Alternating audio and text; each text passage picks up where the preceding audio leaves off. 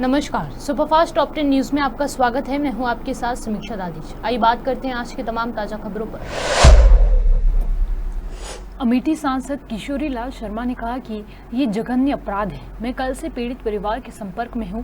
वे चाहते हैं कि अपराधी को कड़ी सजा मिले। हम भी यही चाहते हैं कि कड़ी से कड़ी सजा मिले। उनके परिवार का कहना है कि रायबरेली में एफआईआर हुई थी। अगर पुलिस उसे गंभीरता से लेती तो ये घटना नहीं होती।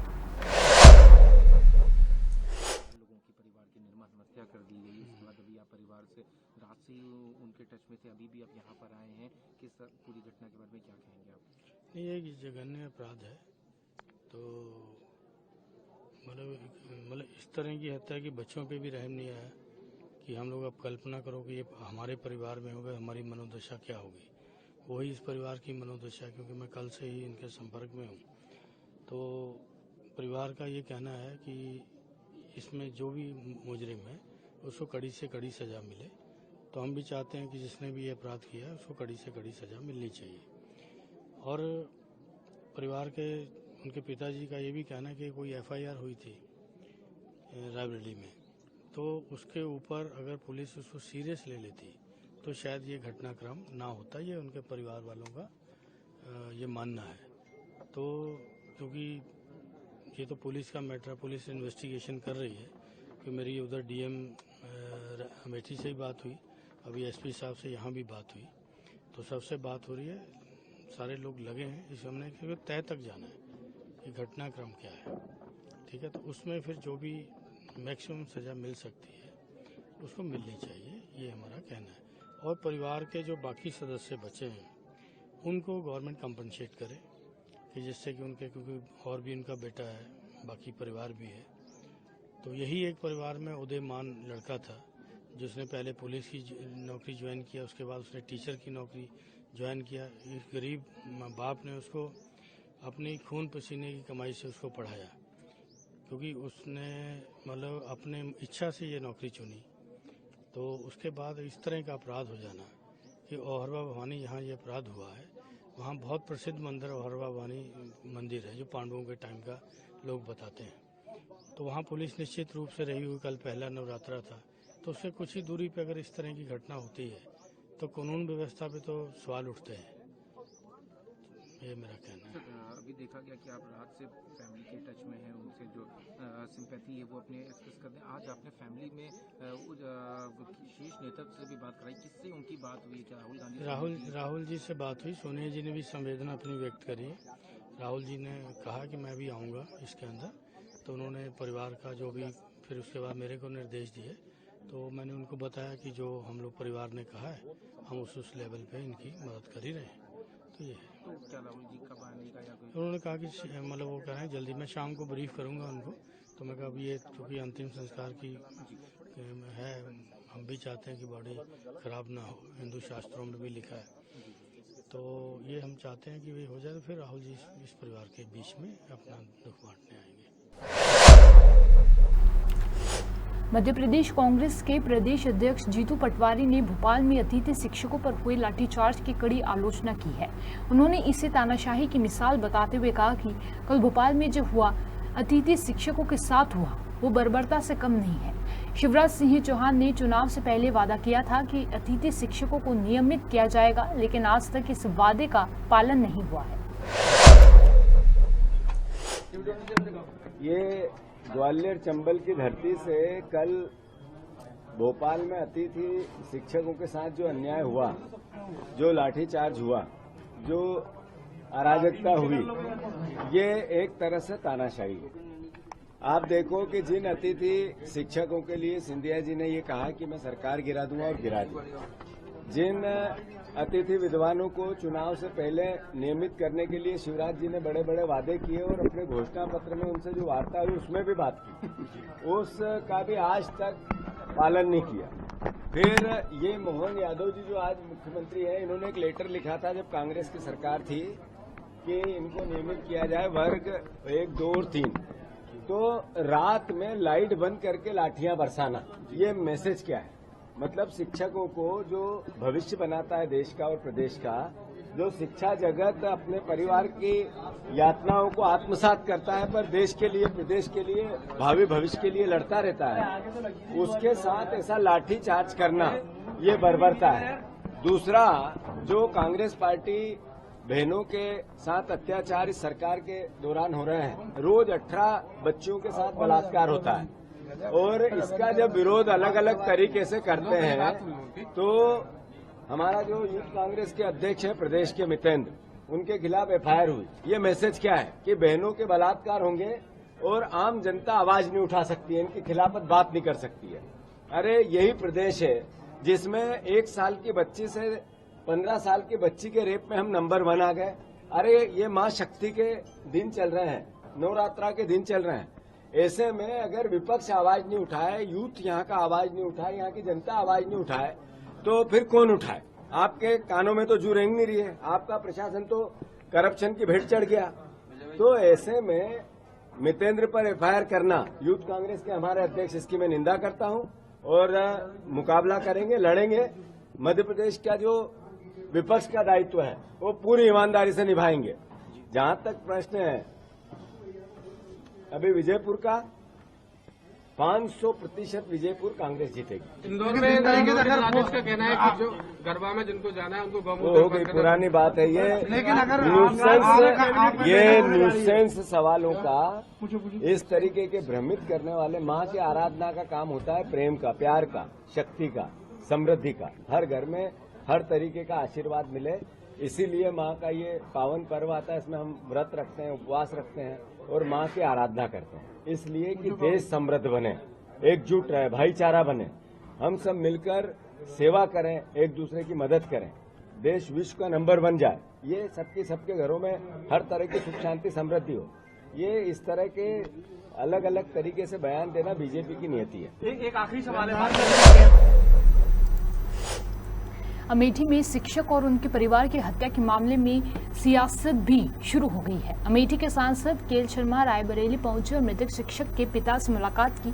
उन्होंने लोकसभा में विपक्ष के नेता व कांग्रेस सांसद राहुल गांधी और मृतक के परिवार के सदस्य के बीच फोन पर बातचीत कराई। सांसद केएल शर्मा ने कहा कि राहुल गांधी को कल इस घटना की जानकारी दी गई। राहुल गांधी ने मुझे परिवार के साथ रहने को कहा। मैं कल से लगातार परिवार के संपर्क में हूँ। आज राहुल गांधी और सोनिया गांधी दोनों ने परिवार से फोन पर बात की है। केंद्रीय मंत्रिमंडल ने मराठी को शास्त्रीय भाषा का दर्जा देने की मंजूरी दे दी है, जिसको लेकर शिवसेना के नेता संजय राउत की प्रतिक्रिया सामने आई है। उन्होंने कहा कि ये बहुत बड़ा सम्मान है कि मराठी को शास्त्रीय भाषा का दर्जा दिया गया है। 5 भाषाओं को ये सम्मान दिया गया है, बंगाली, मराठी, पाली, प्राकृत और असमिया। वर्षों से मांग की जा रही थी कि मराठी भाषा को ये सम्मान दिया जाना चाहिए। सांसद राउत ने आगे कहा कि राज्य के लगभग सभी दलों के नेताओं ने पिछले 30 से 35 वर्षों से हर मुख्यमंत्री और हर राज्य सरकार ने ये मांग की है। अगर ऐसा हुआ है तो ये सभी का योगदान है, सिर्फ एक व्यक्ति का नहीं। बीजेपी को हर चीज का श्रेय लेने की आदत है।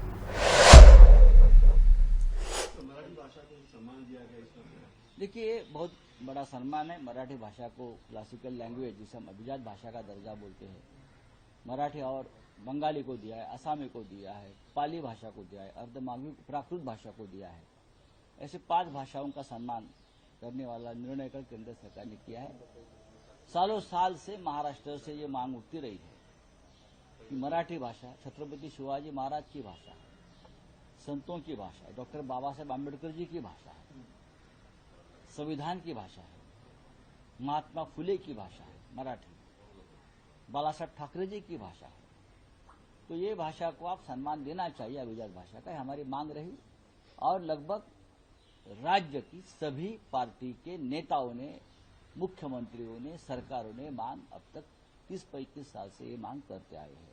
जब भी संसद का सत्र शुरू होता था, तो चाहे लोकसभा हो चाहे राज्यसभा हो, हमेशा ये मुद्दा महाराष्ट्र के सांसदों की तरफ से उठता रहा है। शिवसेना भी इसमें शामिल रही और हम प्रधानमंत्री जी को हमेशा, या गृह मंत्री जी को, या कल्चरल मिनिस्टर को हमेशा इस बारे में हमारा डेलीगेशन मिलता रहा। तो ये अगर ये आज हुआ है तो ये सबका योगदान है, किसी एक पार्टी का या किसी एक व्यक्ति का श्रेय नहीं है। वो तो लेगी भाई, बीजेपी तो कौन सा भी कैसा भी क्रेडिट ले सकती है। हाँ, कोरोना का भी क्रेडिट लेना चाहिए ना, तो लेना उनका ही क्रेडिट है, इतने लोग मरे इस देश में। महाराष्ट्र में देखिए, बात मराठी भाषा की है, वैसी मराठी मानुष की प्रतिष्ठा की। बालासाहेब ठाकरे ने शिवसेना की स्थापना की मराठी भाषा और मराठी मानुष को सम्मान देने के लिए, ये मत भूलिए। अपने कागज पर किया है, बालासाहेब ठाकरे ने जमीन पर किया है, ये भूलना नहीं चाहिए। सबसे पहले महाराष्ट्र से जो पूरे उद्योग, इंडस्ट्री, व्यापार, रोजगार बाहर जा रहा है, उसको रोकिए।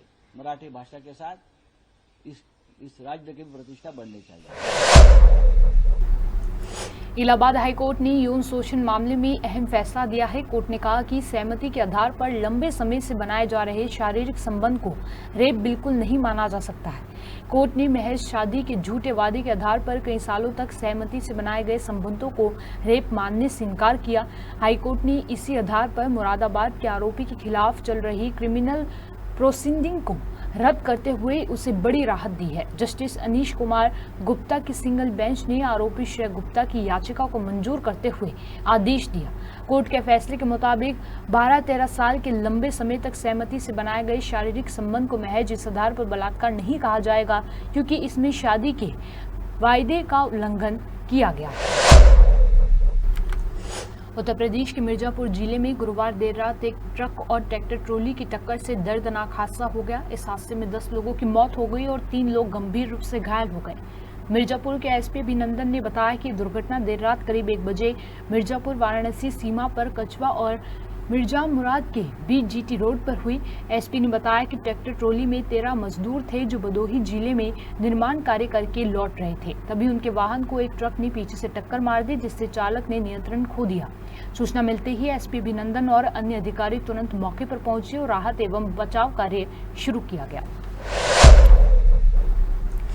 दिल्ली मुंबई रेल मार्ग पर रतलाम रेलवे स्टेशन के पास गुरुवार 3 अक्टूबर की रात पेट्रोल से भरी एक मालगाड़ी बेपटरी हो गई है। इस हादसे में मालगाड़ी के 3 डिब्बे पटरी से उतर गए हैं। एक डिब्बे से पेट्रोल का रिसाव भी हो रहा है। वहीं हादसे की जानकारी मिलते ही रेलवे के आला अधिकारी मौके पर पहुंचे। अधिकारियों का मानना है कि ये ट्रेन डिरेल करने की भी साजिश हो सकती है। लोकसभा में विपक्ष के नेता राहुल गांधी ने पिछले महीने अपनी अमेरिकी यात्रा के दौरान आरोप लगाया था कि चीन के विनिर्माण केंद्र के रूप में उभरने के लिए संयुक्त राज्य अमेरिका और भारत जैसे देश जिम्मेदार हैं। इस पर प्रतिक्रिया देते हुए केंद्रीय मंत्री पीयूष गोयल ने कहा कि चीन के बढ़ते प्रभाव के लिए ये लोग जिम्मेदार हैं। Well, I can only sympathize for the lack of knowledge about the India manufacturing story. We are on a foreign soil. We are not like Mr. Rahul Gandhi who bring domestic politics to foreign lands. He is entitled to berate his own country. That's a matter of his choice. As far as we are concerned, all of India is united in its effort to improve the prosperity of our people. Some people possibly responsible for the growing influence of China in the India industry are choosing to continue to praise or defend the China story. Well, I can only sympathize for the lack of knowledge about the India manufacturing story, because I don't know which are those job losses he's talking about. But we are on a foreign soil. We are not like Mr. Rahul Gandhi who bring domestic politics to foreign lands. He is entitled to berate his own country. That's a matter of his choice. As far as we are concerned, all of India is united in its effort to improve the prosperity of our people. We are all working towards a developed nation, a prosperous nation by 2047. Viksit Bharat 2047 is our goal, our vision, our mission, our commitment, and we are all together in making the lives of the people of India better in the years to come. As regards China, it's very sad that some people possibly responsible for the growing influence of China in the India industry are choosing to continue to praise or defend the China story. Whereas the whole world today recognizes that China is a non-transparent and opaque economy. China is known to dump goods. Even the US is concerned about it. The US is imposing extra taxes and duties on Chinese goods. US is concerned about security threat from Chinese goods and imposing restrictions on that. Whereas if you look back, and I'm only giving this as a matter of statistics with no intention to politicize, India only had a trade deficit of about $1.7 or $1.8 billion in 2004 with China. What happened between 2004 and the next 2 or 3, 4 years is something for the press to find out. But between 2004 to 2014, our trade deficit went up from $1.8 billion to $43 billion in 10 years, by nearly 30 times. Now it is a matter of shame that we allowed Chinese goods, substandard goods, opaquely priced goods, non-transparent,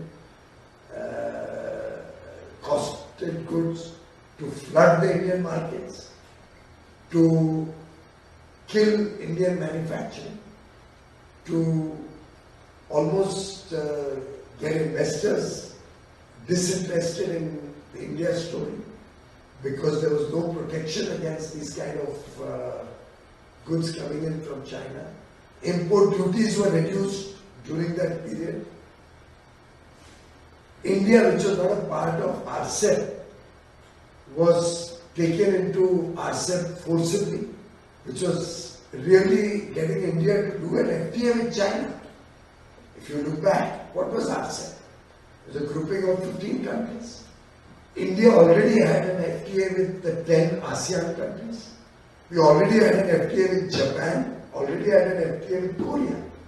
So 12 out of those 15 countries, we already had an FTA. With Australia, we were at an advanced stage of negotiation, even at that time. But we aborted it because we thought we'd do and get into RCEP. With New Zealand, our total trade was $300 million. So at that point of time, 300 million is what, about 3,000, no, not even 1,000 crores, 1,500 crores. 1,500 crore was the total trade with New Zealand. Reh kaun gaya 15 mein? Only China. And those 15 were merely doing an agreement. India was forced to join that group into RCEP by an executive action of the then government.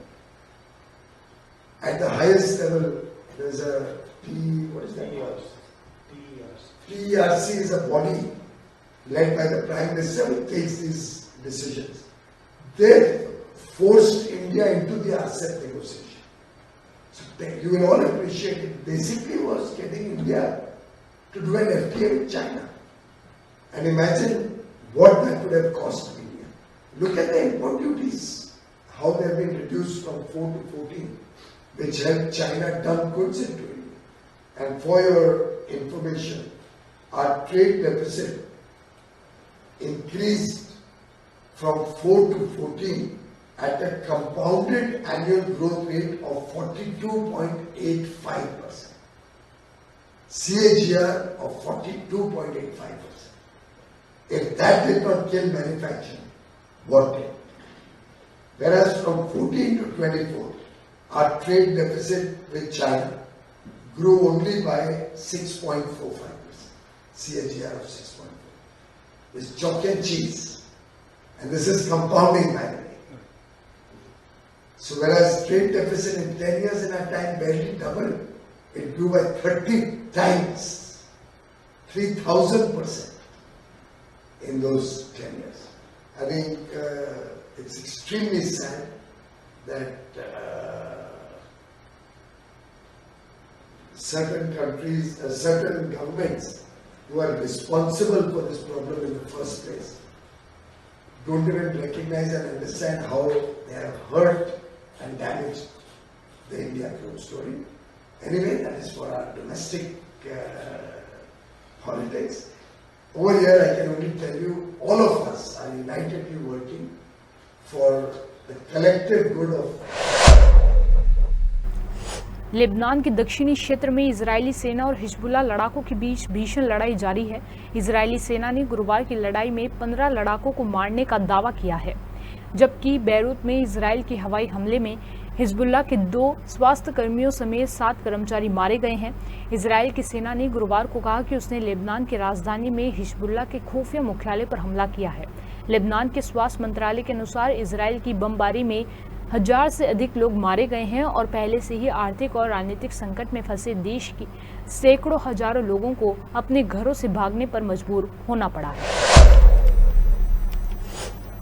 Bareilly court में लगातार आ रहे love जिहाद के मामलों में court ने चिंता व्यक्त की है। कोर्ट ने एक टिप्पणी की है जिसमें बरेली में लव जिहाद के एक मामले में फैसला सुनते हुए दी।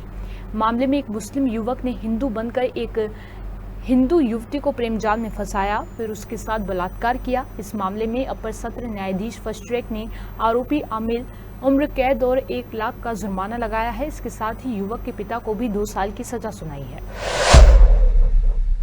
तो ये जो उक्त मुकदमे का अभियुक्त है मोहम्मद आलिम, ये उसे अपना आनंद नाम बता के उससे मिला, अपनी जाति धर्म छिपा के उससे मिला, उससे दोस्ती की, दोस्ती करके फिर राधा कृष्ण मंदिर में जाके उसके मांग में सिंदूर भर के शादी का एक नाटक किया और अपने दोस्त के यहाँ लाके उसके संग शारीरिक संबंध बनाए और उसी दिन उसकी वीडियो बना ली और न्यूड फोटो भी बना लिए और उसे धमकी दी कि अब हम जब आपको बुलाएंगे तो आपको आना पड़ेगा।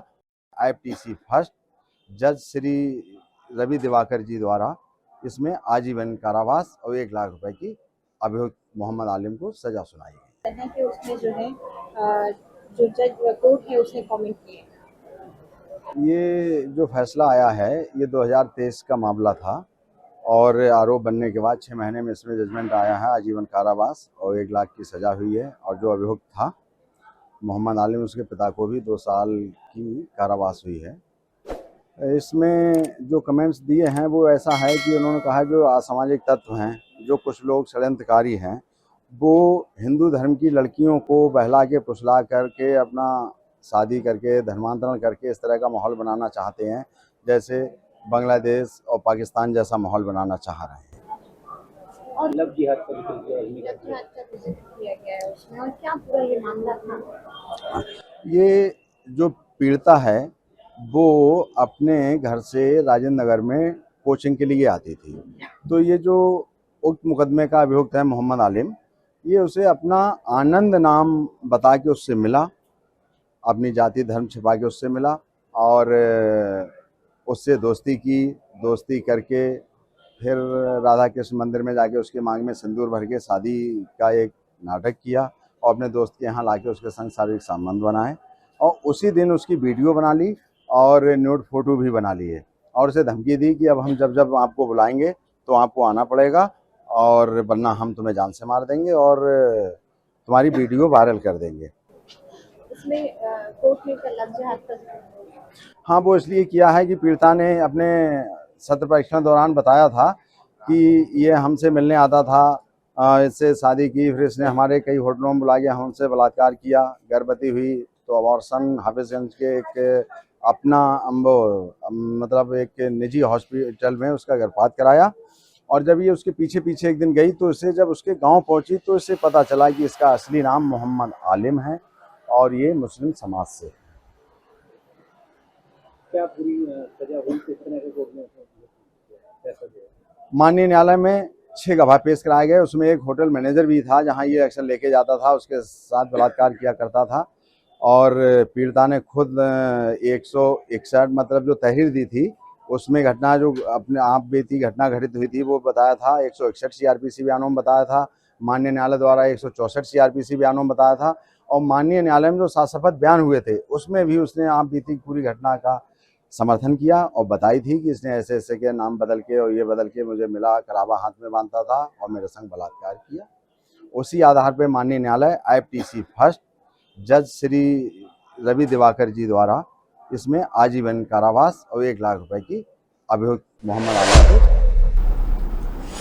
सुपरफास्ट टॉप 10 न्यूज में आज के लिए सिर्फ इतना ही। देश और विदेश की तमाम बड़ी खबरों से जुड़े रहने के लिए देखते रहिए पॉपुलर टीवी। धन्यवाद।